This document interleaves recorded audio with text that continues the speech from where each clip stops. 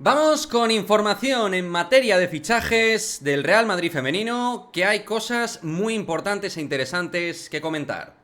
Arrancamos.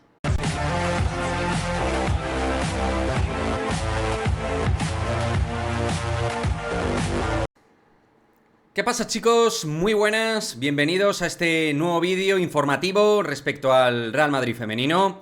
Información que os traemos en este vídeo de nombres que están sonando en las últimas semanas, meses. Un final de mercado que la verdad ha sido movidito, donde finalmente ese movimiento de Natalie Björk no fructificó. Y yo os voy a contar qué es lo que sé, algunos detalles respecto a esto de Natalie Björk y alguna cosita más que creo que es importante. Y muy importante también vuestro apoyo. Suscribiros, dar like, comentar, es decir, ser parte activa de esta comunidad de Madridismo al Día para hacer que el canal crezca en ese camino que estamos llevando para llegar a los 30.000 subs antes de que termine este año 2023, ¿no? Así que nada, no me voy a enrollar más y vamos a ir al lío. Importante, yo no sé si esta información se ha comentado de acuerdo en otros lugares. Es decir, no sé si se puede catalogar de información exclusiva porque ha habido mucho ajetreo informativo, ¿de acuerdo? Yo simplemente os voy a decir lo que sé yo, ¿de acuerdo? Y algo muy importante, si no confías en mi información, si no te gusta, lo que sea, pues tienes la opción libre de no verlo, de no seguir este canal. Si no, pues es que eres un poco masoca, creo desde mi punto de vista. Pero bueno, vamos con lo de Björk. El movimiento de Natalie Björk, ¿de acuerdo?, se ejecutó tras el Mundial. Es decir, tras el Mundial, el Real Madrid realizó ese movimiento de activación del fichaje de Natalie Björk, de la internacional sueca. ¿De acuerdo? Concretamente, se ofreció al Everton una cantidad de 175.000 euros. Y el Everton dijo, vale. Tras ese ok y esa confirmación, el propio entrenador ha sido parte de luego la negativa para que Björk no llegara al Real Madrid, ¿de acuerdo? Esta información lo que hace es confirmar que el Madrid hizo la oferta, el Everton la aceptó y que el técnico marcó el freno a la operación finalmente. Importante, ya sabéis, nombres que hemos comentado en este canal desde hace mucho tiempo, en otros canales también, nombres propios, ahora el de Natalie Björk, Maëlys Mpomé, que además Ezequiel ha hablado del tema de que podría jugar de lateral derecho, Maël El Akrar, en fin. De esto, de estas tres jugadoras, muy probable, muy posible, que dos sean integrantes del Real Madrid de cara a la próxima temporada.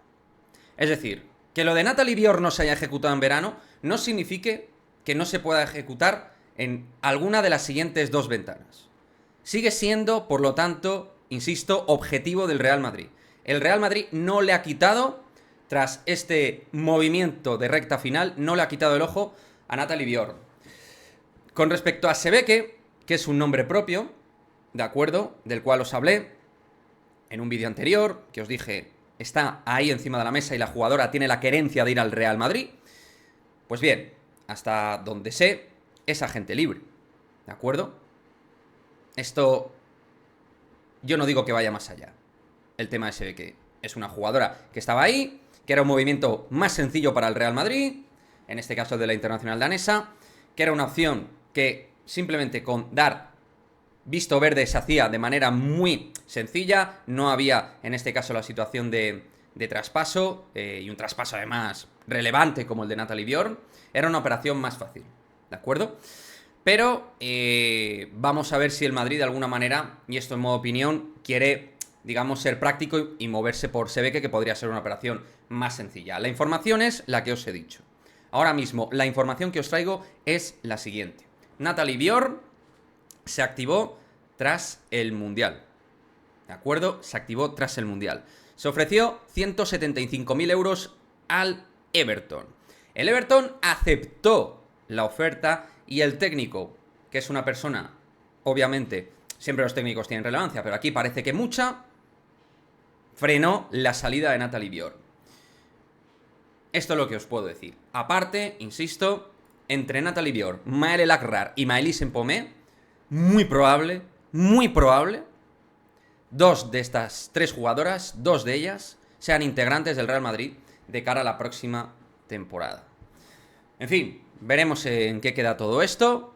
Nombres propios de los que os he hablado, de Bjorn, de Sebeke, de Mpomé, de Lacrar, futbolistas que de un modo u otro con más o menos interés sigue el Real Madrid y que son operaciones que pueden ser muy importantes de cara a 2024, teniendo en cuenta también los contratos que expiran dentro de la plantilla del Real Madrid femenino.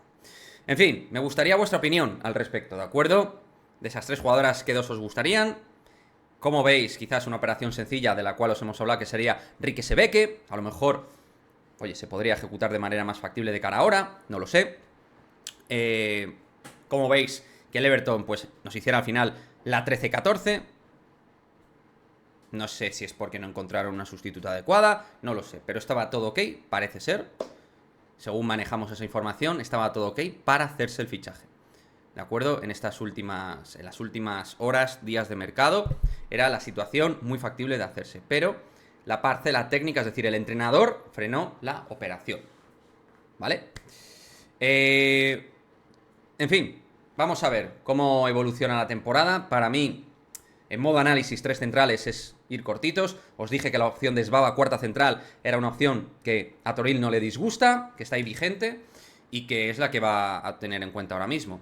Pero bueno, eso no quiere decir que el Real Madrid no tenga vías abiertas de cara al eje central, donde incluso la propia Arantxa con Óscar, en un, por cierto, magnífica entrevista, más charla que entrevista, pues dejó claro que pues es evidente, ¿no?, que ahí el Madrid tiene un hueco, incluso 2. O sea que, en fin, vamos a ver qué es lo que ocurre. Dejadme vuestra opinión, vuestro comentario, siempre desde el respeto, y nos vemos en el próximo vídeo. Chao, chao.